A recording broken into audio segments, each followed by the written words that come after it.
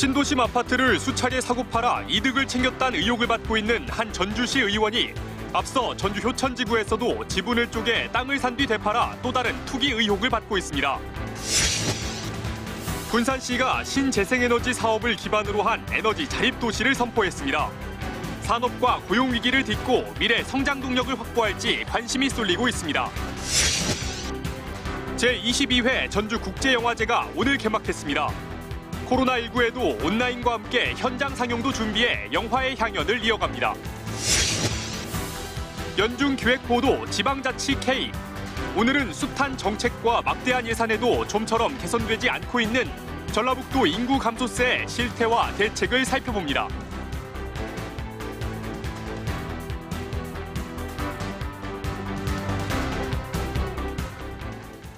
시청자 여러분 안녕하십니까? 전북 7시 뉴스입니다.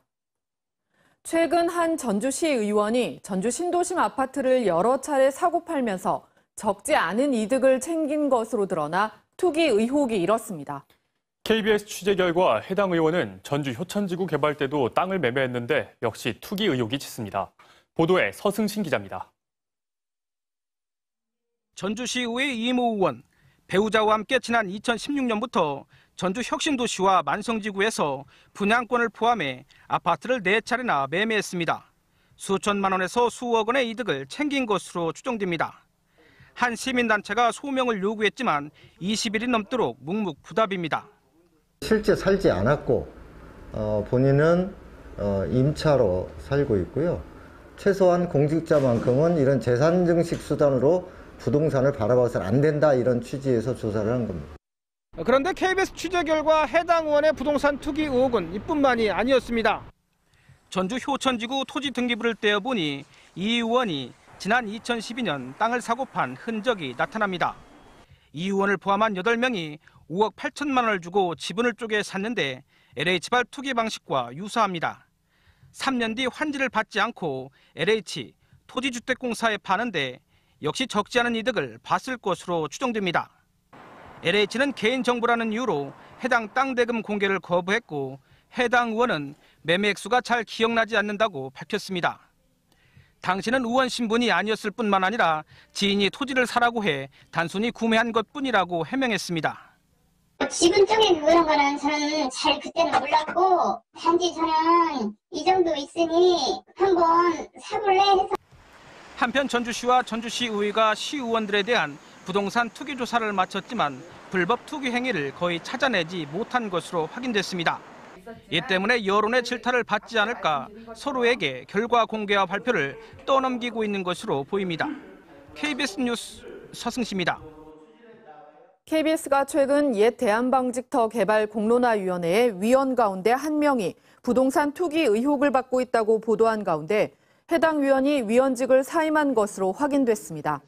전주시는 해당 위원이 사임 의사를 밝혀와 관련 절차에 따라 받아들였다고 말했습니다.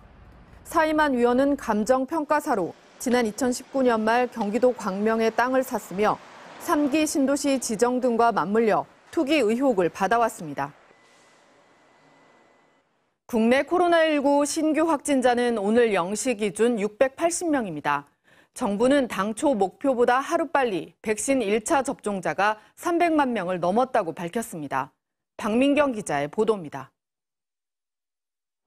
오늘 코로나19 신규 확진자가 680명으로 집계됐습니다. 서울이 225명으로 가장 많았고 경기가 176명으로 뒤를 이었습니다. 정부는 오늘 오후 3시 반을 기준으로 코로나19 백신 1차 접종자가 300만 명을 돌파했다고 밝혔습니다.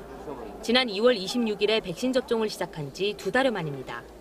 정부는 지금까지 위중증 환자와 사망자가 많았던 요양병원과 요양시설 내 접종도 80% 정도 마쳤다고 설명했습니다. 또 앞으로는 방역 인력과 의료 인력, 고연령과 고위험군을 대상으로 백신 접종을 추진해 6월 말까지 1,200만 명을 접종하겠다고 덧붙였습니다. 또 화이자 백신 25만 회분을 추가 공급해 지금까지 총 412만 회분의 코로나 백신을 계획대로 공급했다고 밝혔습니다. 정부는 아스트라제네카 백신 접종 4주 이내로 지속적인 심한 두통이나 시야 흐려짐 등의 증상이 발생할 경우 곧바로 의사에게 진료를 받아달라고 당부했습니다. 앞으로 백신 접종자에 한해 요양병원에서의 가족 간 접촉 면회를 제한된 조건에서 허용할 것으로 보입니다. 백신을 접종한 사람이 귀국했을 때 진단검사 결과가 음성으로 나오면 자유로운 활동을 보장하기로 했습니다. 다만 자가격리를 하지 않더라도 14일 안에 2차례 PCR 검사를 받아야 합니다. 남아공 변이 바이러스가 유행하고 있는 그런 국가에서 입국한 경우에는 아무래도 좀 더 엄격한 그런 관리가 필요해서 당분간은 14일간의 시설 또는 자가격리를 하도록 하겠습니다.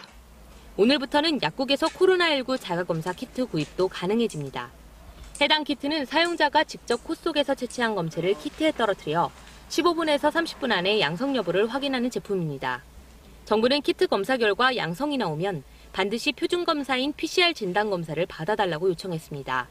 또 음성이 나오더라도 해당 검사 방법은 보조적 수단이기 때문에 의심 증상이 있으면 선별진료소를 방문해달라고 당부했습니다. KBS 뉴스 박민경입니다.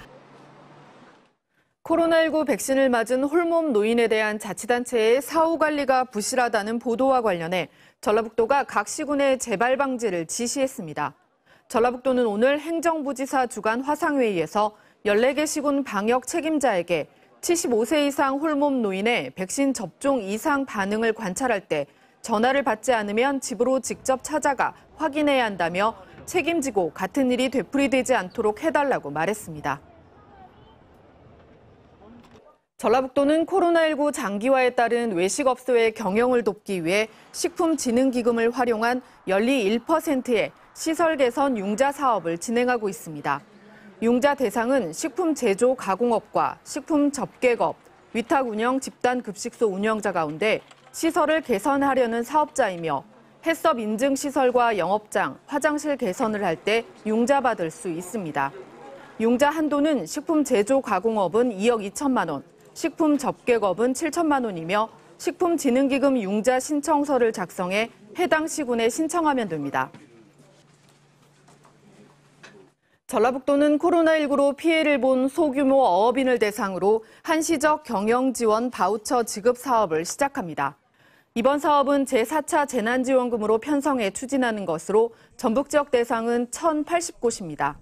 대상자로 확정된 어업인은 다음 달부터 8월 말까지 주소지 읍면 동사무소에서 신청하면 되고 한 곳당 30만 원 상당의 선불카드 형식으로 지원받습니다.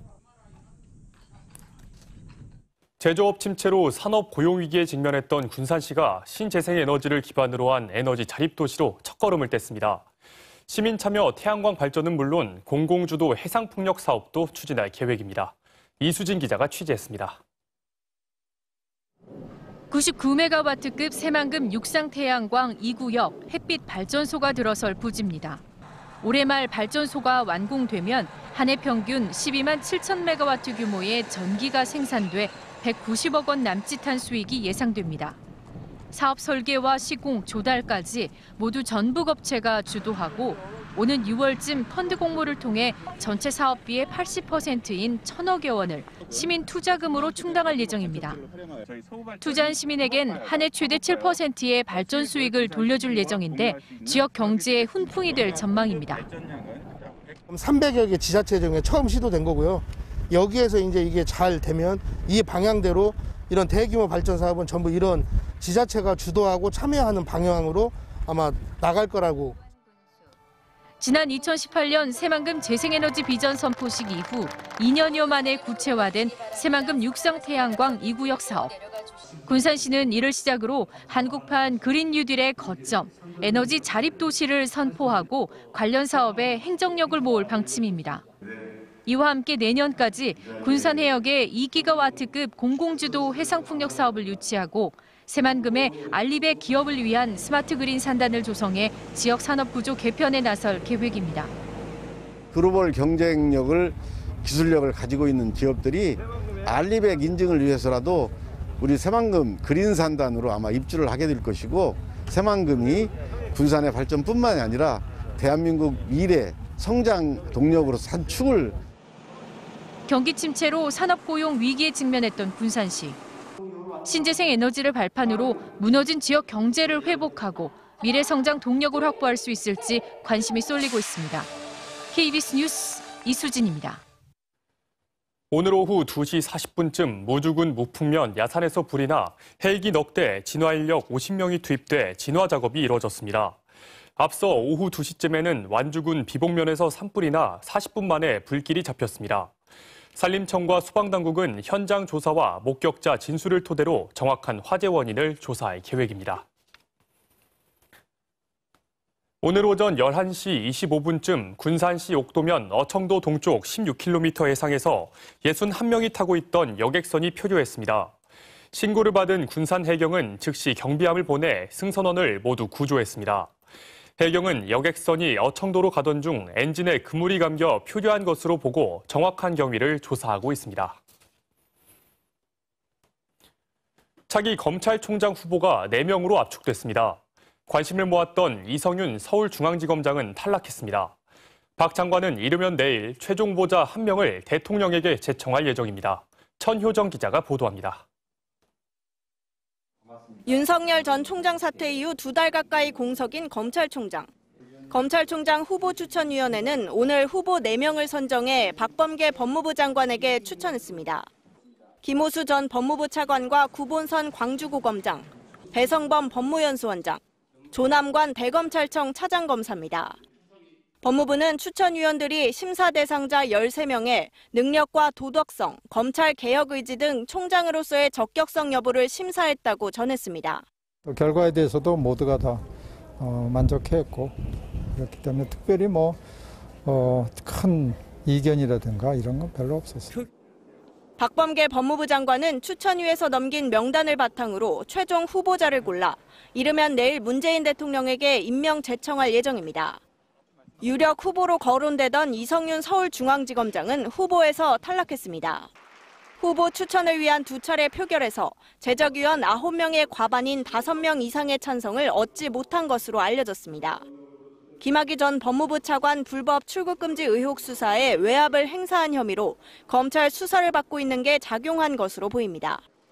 이지검장이 검찰 수사를 믿지 못하겠다며 수사심의위원회를 신청한 점을 지적한 위원도 있었습니다. 자기 조직을 믿지 못하는 사람은 조직의 수장이 될 자격이 없다고 생각을 합니다. 대검은 오늘 이지검장 수사의 계속 여부와 공소제기 여부 등을 심의할 수사심의위원 15명을 무작위 추첨을 통해 선정했습니다. KBS 뉴스 천효정입니다. 야당의 거부권을 무력화한 개정 고위공직자 범죄수사처법이 헌법에 어긋난다는 취지로 제기된 헌법소원이 받아들여지지 않았습니다. 헌법재판소는 오늘 공수처장 후보 추천 의견 정족수를 6명에서 5명으로 줄인 조항이 위헌이라며 유상범 국민의힘 의원 등이 낸 헌법소원 심판 사건에서 재판관 전원 일치 의견으로 각하 결정했습니다. 헌재는 야당 국회의원인 청구인의 기본권 침해 가능성이 인정되지 않는다고 설명했습니다.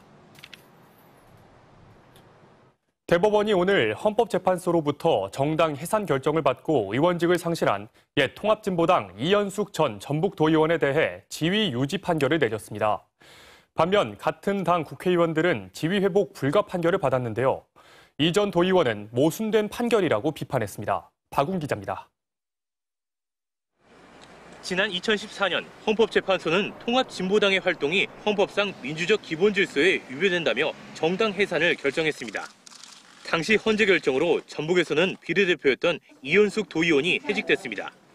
옛 통합진보당 소속 전 국회의원들과 지방 의원들은 지위를 회복시켜달라며 각각 소송을 시작했고 이현숙 전 도의원은 이듬해인 2015년 법원에서 승소 판결을 받아 도의회로 돌아와 의정활동을 재개해 남은 임기를 채웠습니다. 재판 과정에서 법원 행정처가 전주지법 판사에게 특정 문구를 판결문에 넣으라고 요구하는 등 사법행정권 남용 의혹이 불거져 검찰 수사가 이뤄지기도 했습니다.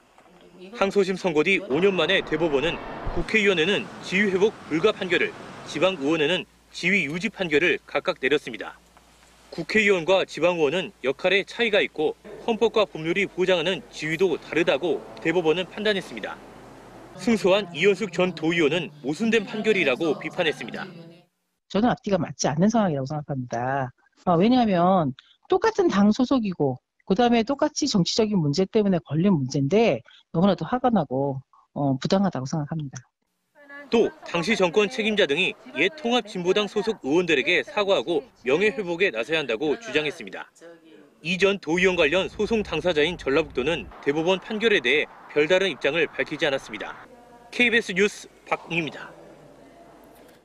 무소속 이용호 의원의 민주당 복당 여부가 당대표 등 새로운 지도부가 꾸려지는 다음 달 2일 이후 결정될 전망입니다. 민주당 중앙당 당원자격심사위원회는 오늘 회의를 열어 이 의원이 신청한 복당 안건을 논의했습니다. 이 의원 측은 복당 가능성에 대한 기대감을 나타내고 있지만 여전히 복당에 반대하는 여론도 팽배해 어떤 결과가 나올지 주목됩니다. 남원, 임실, 순창이 지역구인 이 의원은 2해 전에도 민주당에 복당을 신청했지만 받아들여지지 않았습니다. 올해로 22번째를 맞은 전주국제영화제가 오늘 개막했습니다. 코로나19로 지난해에는 관객 없이 온라인으로만 진행됐었는데요.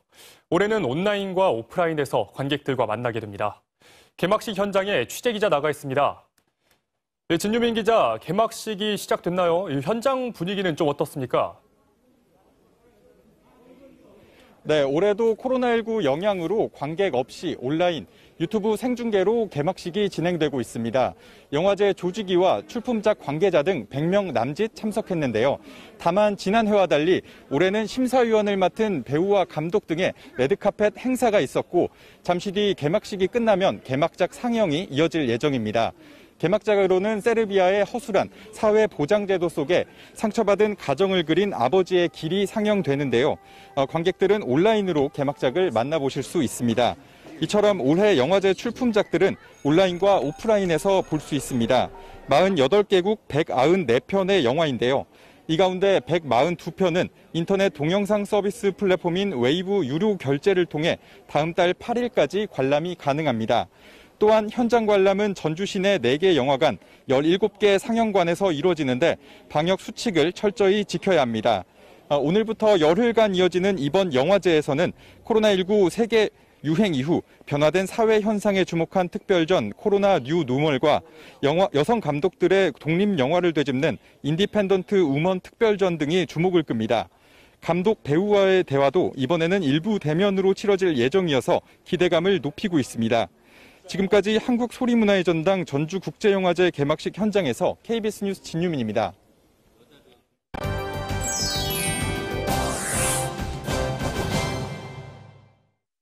인구 180만 명 붕괴.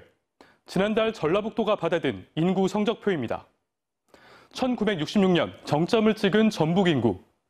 2000년 200만 명 아래로 내려온 데 이어 10년 넘게 유지되던 180만 명 선까지 무너진 셈입니다. 전국 기준으로 출생아 수보다 사망자 수가 많아지는 데드크로스가 찾아온 건 지난해가 처음인데요. 전북은 이미 4년 전 이 데드크로스를 맞았습니다. 위기감이 커지면서 지자체마다 출산 정책을 내놓고 있는데요. 지난 6년 사이 14개 시군의 관련 예산은 2배 가까이 늘었습니다.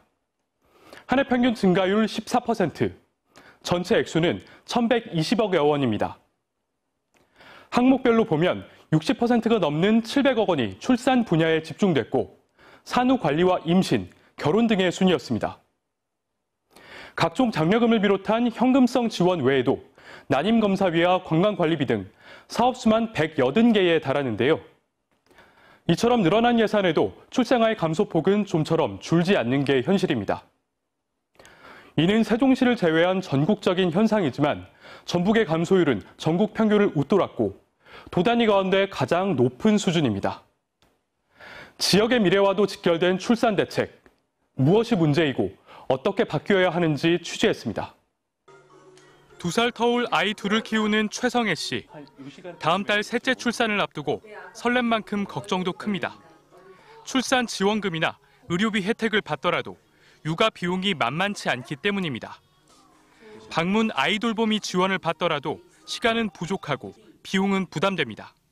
받을 때는 잠깐 쓸 수 있지만 다음에 뭐 또 들어가고 하는 것들이 계속 더 많아지는 추세니까 많이 주신다고 해도 많이 부족함은 느끼긴 하죠.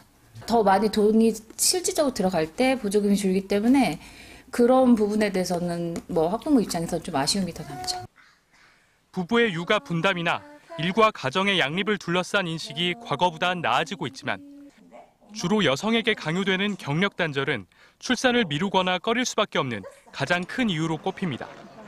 공무원 등을 제외하면 1년짜리 육아휴직을 온전히 쓸 수 있는 직장이 많지 않은 데다 출산 휴가나 근로시간 단축조차 여의치 않은 게 현실입니다. 근데 일을 다시 하고 싶어도 아이들이 너무 어리기도 하고 좀 다른 엄마들도 마찬가지겠지만 오래 쉬다 보면 자신감이 좀 떨어지니까 일을 다시 하기가 쉽진 않은 것 같아요. 출산 장려를 넘어 사회 보육 강화와 삶의 질 향상을 통한 저출산 극복을 선언한 정부. 하지만 지자체가 쏟아붓는 예산 대부분은 여전히 일시적인 현금성 지원에 머물러 있습니다. 최근 전북 14개 시군이 쓴 출산 관련 예산 가운데 절반이 넘는 573억 원이 출산 지원금에 쏠렸는데 지원금이 크게 늘어난 익산과 군산, 전주 등의 경우 출생아 감소율이 오히려 높게 나타납니다.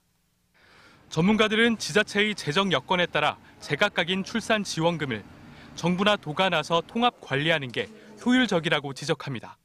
정주 인구를 늘리는 데는 효과가 없는 게 지역에 따른 어떤 인구의 풍선 효과, 이쪽으로 쏠렸다 저쪽으로 쏠렸다라는 거고 중앙정부는 현금, 지방정부는 서비스 인프라 구축, 삶의 공간 구축 이런 식으로 역할 분담 구조가 돼 있어요. 출산 환경도 문제입니다. 14개 시군 가운데 산부인과 분만실이 없는 분만 취약 지역은 무려 6곳에 달하고 산후조리원 수는 전국 대비 3%에도 못 미치는 15개가 전부입니다. 선호도가 높은 국공립 어린이집은 전국 대비 1.9% 수준인 82개에 불과한 데다 전북 안에서도 전체 어린이집과 유치원의 절반 가까이가 전주에 몰려있는 반면 무조진한 장수의 비중은 각각 1%도 되지 않아 지역별 불균형이 심각합니다. 전남 등에서 운영 중인 공공산후조리원을 비롯해 출산과 보육을 위한 공공기반시설 확충이 시급한 이유입니다. 국공립 어린이집과 공동육아 나눔터 등을 확충하고 있습니다. 부모들의 어떤 육아 부담을 덜어드리려고 저희가 그 다함께 돌봄 센터도 지금 매년 지속적으로 확대하고 있습니다. 각각 나뉘어 있는 청년 정책과 출산 정책을 생애 주기에 맞춰 통합해야 한다는 지적도 나옵니다. 결국 일자리와 주거 마련을 둘러싼 청년층의 불안이 결혼과 출산 기피로 이어지기 때문입니다. 청년들이 안정적으로 지역사회에 안착할 수 있도록 돕는 게 가장 효과적인 인구 정책인 겁니다. 아이를 낳는 부모들이 내가 자식을 낳았을 때 나보다 잘 살 것 같지 않다고 생각하면 출산을 포기한다고 얘기를 합니다. 출산 정책은 지금 자꾸 뒤쫓아가는 느낌이 있는데 내 얘기를 와닿을 수 있는 것에 대한 정책을 어떻게 촘촘하게 할 건가. 아이를 키우려면 온 마을이 필요하다는 말처럼 아이와 청년을 보호하는 울타리를 만드는 건 지역사회의 미래를 위해 미룰 수 없는 책무입니다. KBS 뉴스 안승길입니다. 우리의 삶을 바꾸고 진정한 자치분권에 한 발 더 다가서기 위해 마련한 연중기획. 오늘 주제는 출산 장려 정책입니다. 익산 참여연대 이상민 사무처장과 자세한 이야기 나눠봅니다. 어서 오시죠. 안녕하세요. 예.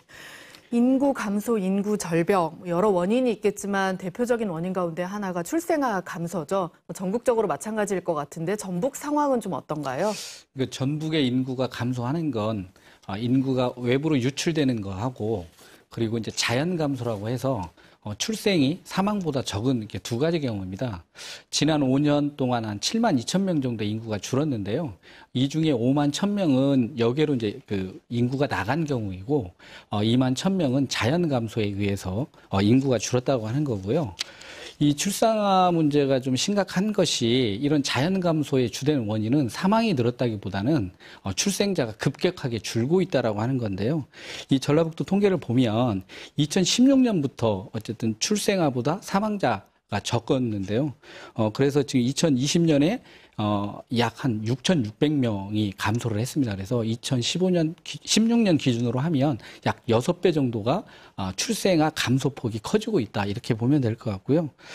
전라북도가 2015년에 약 한 14,000명이 출생을 했는데 지금 2020년에는 8,300명이 출생을 했습니다. 그래서 전국 평균 감소율이 38%인데 전라북도는 42%로 높고요. 그리고 이제 군 쪽의 완주군이 가장 크게 감소를 하고 있는데 2015년에 915명에서 2020년에 416명으로 54%가 감소를 했습니다. 그래서 매우 심각한 출생아 감소 현상을 겪고 있다 이렇게 봐야 될 것 같습니다. 네, 그래서 출산 장려 대책 여러 가지로 시행이 되고 있는데 대표적인 사업들 좀 어떤 것들이 있나요? 저희가 이 출산 정책 하면 폭이 너무 커가지고 저희가 결혼, 임신, 그리고 출산, 산후관리까지를 대상으로 해서 저희가 전라북도 15개 자치단체와 타 지역의 자치단체 5곳을 대상으로 출산 정책을 저희가 정리를 해봤는데요. 네. 지난 6년 동안 전라북도 15개 시군에서 1,121억의 출산 정책 관련한 예산이 집행이 됐는데 앞에 리포트에도 나왔습니다만 출산 관련한 부분에서 출산 장려금이 51%를 차지하고 있고요. 네. 그리고 2개 사업이 출산 관련한 사업이 14개 자치단체에서 진행이 되고 있고요. 임신 관련해서는 54개 사업이 되고 있는데 대표적인 게 난임 부부 시술비 지원 사업이고요. 그리고 산후관리와 관련해서는 산후조리 지원 사업과 관련한 부분이 대표적으로 나와 있습니다. 예, 중앙정부에서 추진하는 것도 있지만 전북 자체 사업도 있죠? 예, 이 장애 여성이 출산을 하게 되면 장애인복지법에 의해서 정부에서 100만 원의 지원을 해주고 있습니다. 그런데 전라북도에서 전주, 익산, 군산, 김제, 고창군에서는 자체 조례를 통해서 정부 지원 말고 추가적으로 지원하는 장애여성 출산 지원 정책이 있고요. 그리고 순창, 장수, 무주, 완주, 부안에서는 출산 이후에 산모와 신생아의 건강을 관리하는 지원 사업이 대표적이고요. 그리고 군산하고 임실에서는 산후조리비 지원 사업을 좀 하고 있습니다. 그 외에 예비 부부에 대한 건강 검진 지원 사업이 전주시에서 진행이 되고 있습니다. 예, 전북뿐만 아니라 다른 지역도 이런 사업들이 있을 것 같은데 눈에 띄는 사업들이 좀 있나요? 저희가 지금 5군데를 저희가 정보공개 청구를 해서 좀 봤는데요. 전라남도는 앞에 리포트에 나왔습니다만 2016년부터 공공산후조리원 지정 운영을 하고 있는데요. 약 70%를 지원을 합니다. 그런데 누구나 다 하는 건 아니고 저소득층이랄지 유공자 그리고 좀 특색 있는 게 귀농귀촌을 한 분들도 이 지원 대상이 됩니다. 네. 그리고 그 경기도에서 산후조리 비용을 지원을 하는데요. 네. 여기 같은 경우는 지역화폐로 모두에게 그러니까 일반 가정 누구에게나 지원을 하는 좀 이런 특징이 있고 네. 아산시가 아기 DNA 카드를 발급을 한다 이런 거고요. 그리고 좀 창원 같은 경우는 뉴스에도 좀 많이 언급이 됐습니다만 신혼부부 전세자금 대출 지원 이자를 지원하는 사업을 좀 진행을 하고 있습니다. 네. 중요한 건 이런 대책들이 실제로 효과가 있느냐 이런 걸 따져봐야 될 것 같은데 앞서 보도에서도 나왔지만 현금 지원에 대한 논란도 좀 있습니다. 어떻게 보시나요? 네, 현금 지원이 사실은 이렇게 효과라고 해야 되나요? 만족도는 높은 편입니다. 네. 그런데 이게 좀 지속 가능하게 가기 위해서 과연 어떻게 해야 될 거냐라고 하는 부분에서 지금 가족 구조의 변화랄지 이런 부분에서 좀 어려움을 겪고 있는 게 산후관리의 문제입니다. 근데 지금 산후관리와 관련해서 네. 지원하는 예산이 턱없이 부족하고 정책이 좀 부족합니다. 그래서 현금성 지원은 좀 줄이더라도 좀 이런 부분들을 좀 보강을 해야 될 텐데요. 지금 군산시 같은 경우에는 저소득층 같은 경우에는 산후관리와 관련해서 100만 원 그리고 일반 가정에는 50만 원을 지원하고 있는데 사실은 전라북도가 출산 정책에 대해서 제가 볼 때는 크게 역할을 좀 못하고 있다.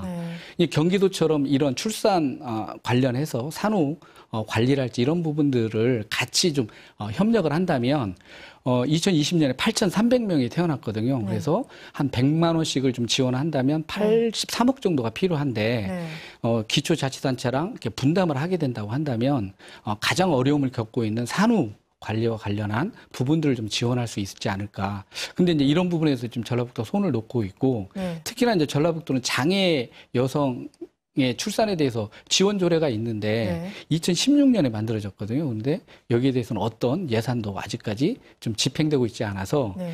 기초자치단체에서 느끼는 어떤 출산 문제에 대한 절박감보다는 전라북도가 한 발 떨어져 있어서 그런가 모르겠지만 네. 그런 절박감이 많이 좀 아쉽다. 이런 생각이 좀 들었습니다. 예. 근데 이제 전라북도 입장에서도 지원을 하고 싶어도 재원 같은 게 좀 한정돼 있어서 지원을 못할 수도 있을 것 같은데 중앙정부가 좀 더 적극적으로 나설 필요가 있지 않느냐 뭐 이런 의견도 있는데 어떻게 보시나요? 그러니까 큰 재정 뭐 육아와 관련한 아동수당이랄지 이런 부분들은 이제 정부에서 담당을 해야 되는 게 맞고요. 예.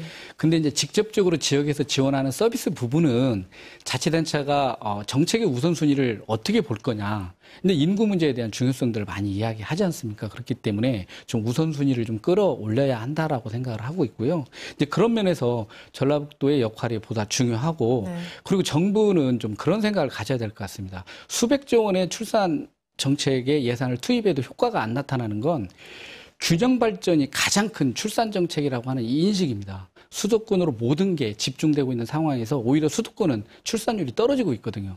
지역은 청년들이 수도권으로 올라가면서 출산이 가능한 인구들이 줄어들고 있다. 그래서 출산 정책의 가장 효과적인 건 균형 발전을 통해서 지역, 지방을 살리는 그런 정책적 대안, 그런 부분에 대한 국민적 합의를 이끌어내기 위한 노력들이 전제되지 않으면 현재와 같은 정책으로 출산 정책의 효과를 보기는 상당히 어렵다는 게 전문가들의 대체적인 평가입니다. 네, 오늘 말씀 잘 들었습니다. 네, 감사합니다. 다음 소식입니다. 급증하는 가계부채 관리를 위해 금융당국이 대출 규제 강화 방침을 밝혔습니다. 금융기관이 보유한 전체 대출을 대상으로 적용되던 규제를 차주별, 그러니까 개인별로 적용한다는 게 핵심인데 규제로 어려움을 겪을 서민과 청년층을 대상으로 한 대책도 함께 마련됩니다. 김범주 기자가 보도합니다. 금융당국이 돈을 빌린 사람의 상환 능력을 더 정확히 반영할 수 있도록 DSR, 즉 총부채 원리금 상환 비율 적용 대상을 2023년까지 확대해 나가기로 했습니다. 금융위원회는 오늘 차주의 상환 능력 심사 강화를 골자로 한 가계부채 관리 방안을 발표했습니다. 금융위는 현재 시행 중인 차주별 DSR 적용 대상을 단계적으로 확대해 2023년 7월에는 대출액이 1억 원을 넘는 경우까지 확대합니다. 현재 일부 차주를 제외하고는 은행마다 분기별 신규 대출액을 대상으로 평균 DSR을 계산하고 있지만 앞으로는 대출자별로 각각 적용하게 됩니다. 정확한 DSR 산정을 위해 차주의 소득과 대출 만기를 측정하는 체계도 만듭니다. 국민연금이나 건강보험료 납부자료 등을 통해서도 소득을 집계하고 일률적으로 10년 만기를 적용해 DSR을 산정해온 신용대출은 현실에 맞게 만기 시점을 앞당기기로 했습니다. LH 사태로 불거진 비은행권과 비주택담보대출 등에도 규제 체계를 도입합니다. 한편 규제로 인해 어려움을 겪을 저소득층 서민과 청년층을 위한 대책도 마련됩니다. 현재 소득은 낮지만 장래소득 증가 가능성이 큰 청년층을 대상으로 장래소득 인정 기준을 도입합니다. 또 만 39세 이하 청년층과 신혼부부를 대상으로 한 만기 40년짜리 담보대출 상품도 마련합니다. 실수요자들의 주거 사다리를 강화하기 위해 다음 달 중 이들을 대상으로 한 LTV와 DTI를 상향 조정하는 방안도 마련 중입니다. KBS 뉴스 김범주입니다. 군에 갓 입대한 훈련병들이 코로나19 음성 판정을 받기 전까지는 격리 상태로 대기해야 하는데요. 이들에게 화장실 이용도 잘 못하게 하고 마실 물도 얼마 주지 않는 등 가혹한 처우를 있다고 군인권센터가 추가로 발표했습니다. 국가인권위원회도 실태조사에 착수했습니다. 공민경 기자가 취재했습니다. 이달 초 신병훈련소에 입소한 에이스는 사흘간 대변을 볼 수 없었다고 말합니다. 조교들이 화장실 사용 시간을 제한했기 때문입니다. 3분에서 5분 사이에 좀 나와야 된다는 거 있었어요. 대변은 그냥 저는 거의 못 봤거든요. 3, 4일 정도는 부담스러운 거죠. 화장실을 되도록 안 가려고 목이 말라도 물을 안 마셨습니다. 약 먹을 때 빼고는 물 안 먹었던 것 같아요. 이건 희생이 아니라 그냥 인권 박탈 같은 느낌. 저희가 그 안에 제일 많이 했던 말이 교도소보다 못하다. 군인권센터는 27일에 이어 추가로 훈련소 내 코로나19 격리장병 인권침해 사례를 공개했습니다. 추가 사례를 보면 한 훈련소 조교는 화장실 앞에 서서 이용 시간을 2분으로 제한했습니다. 조교들이 타이머를 들고 체크하면서 훈련병들에게 이 사용 시간을 넘기면 5시간 이후에도 너한테 사용권을 주지 않겠다라고 협박하는 행위. 마실 물도 충분히 주지 않은 훈련소도 있다고 센터는 전했습니다. 한 사람당 하루 500ml 생수 한 병만 지급받는 바람에 탈수 증상을 겪은 장병도 있다는 겁니다. 인권침해 논란이 계속되자 국가인권위원회는 군 훈련소 내 인권침해 실태 조사에 나섰습니다. 군인권센터는 신속히 문제를 해결하기 위해 실태 조사와 별도로 인권위 직권 조사를 신청했습니다.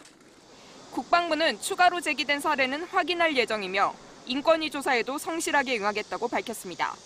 KBS 뉴스 공민경입니다.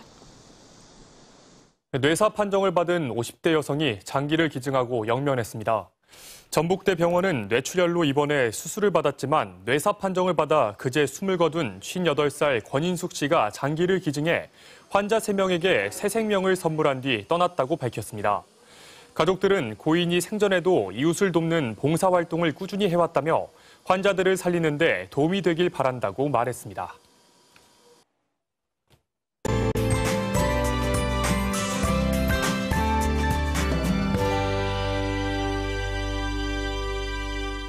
서해상에서 비구름이 다가오며 오늘 밤부터 전국에 비가 내리겠습니다. 천둥, 번개와 돌풍, 우박이 떨어지는 등 요란하겠는데요. 잠시 후 9시 무렵 서해안부터 비가 시작돼서 새벽이면 전 지역으로 확대되겠습니다. 비는 내일 새벽 5시 무렵이면 대부분 그칠 텐데요. 그 사이 10에서 40mm의 비가 내리겠고 황사가 섞여 내릴 가능성이 있어 유의하셔야겠습니다. 바람까지 강하게 불면서 서해안에는 강풍특보가, 서해남부 전해상에는 풍랑특보가 발효되겠고요. 특히 기상해일이 일어날 가능성이 있어서 각별히 주의하셔야겠습니다. 비가 내리면서 미세먼지 농도는 보통 수준을 회복하겠습니다. 아침 기온은 12도 안팎으로 오늘과 비슷하거나 조금 낮겠고요. 낮 최고 기온은 16도 안팎으로 오늘보다 3도에서 5도가량 낮겠습니다. 한낮 기온 진안 14도, 장수와 임실이 15도로 서늘하겠습니다. 바다의 물결은 최고 3, 4m로 거세게 일겠고 천문조에 의해서 바닷물의 높이가 높습니다. 특히 오늘 밤부터 내일 새벽 사이에는 기상해일이 일어날 가능성이 있는 만큼 해안가 안전사고에 각별히 유의하셔야겠습니다. 비는 내일 오전이면 대부분 그치겠지만 수도권과 충청지방은 내일 저녁까지 비가 이어지는 곳이 있겠습니다. 아침 기온은 서울 10도에서 출발해 한낮 기온 16도에 머물겠습니다. 내일은 따뜻한 겉옷과 함께 우산 꼭 챙기셔야겠습니다. 날씨였습니다. 1960년대, 70년대, 80년대, 그리고 지금 시대 상황에 따라 출산 정책은 변했습니다. 그런데 국가를 위해 개인의 헌신을 요구한 시대는 이제 지났죠. 취업은 안 되고 내 집 마련은 어렵고 불안한 미래를 자녀에게까지 물려주고 싶지 않다는 젊은 세대. 출산은 개인의 선택이라는 이들에게 국가의 미래를 위한 출산보다 아이를 낳고 싶어도 낳을 수 없는 환경을 어떻게 바꾸느냐가 더 중요합니다. 그 해답은 국가와 지역사회가 함께 고민해야 합니다. 뉴스를 마칩니다. 시청해주신 여러분 고맙습니다.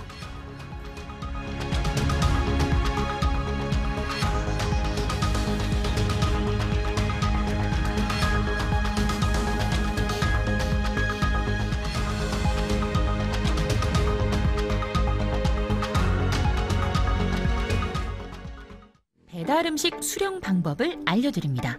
언택트 결제를 적극 활용해 대면 접촉을 줄여주세요. 불가피할 경우 음식을 수령할 때 반드시 마스크를 착용하고 일회용 장갑을 끼거나 티슈를 이용해 비닐봉지가 손에 직접 닿지 않게 해주세요. 음식을 수령한 후에는 곧바로 손을 깨끗하게 씻거나 손소독제 등을 사용해 손을 청결하게 유지해주세요.